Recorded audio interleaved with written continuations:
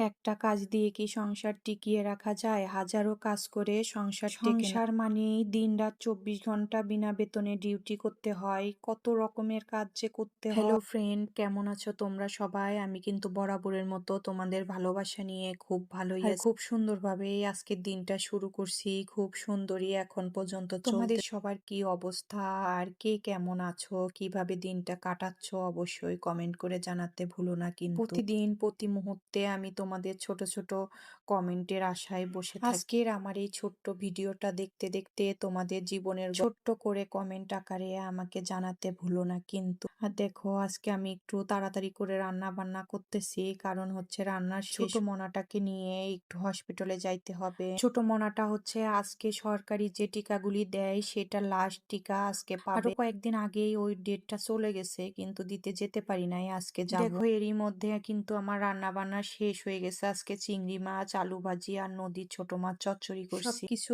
গোছ গাছ রান্না বান্না করে এখন মনাকে নিয়ে দুজনে চলে আসছি হসপিটালে। এখানে হচ্ছে কয়েকটা বাচ্চা খেলা করতেছিল, সেগুলি দেখে সে যে আমার সঙ্গে সঙ্গে হেঁটে আসতেছে। তো আজকে এ পর্যন্তই। সবাই ভালো থেকো, সুস্থ থেকো।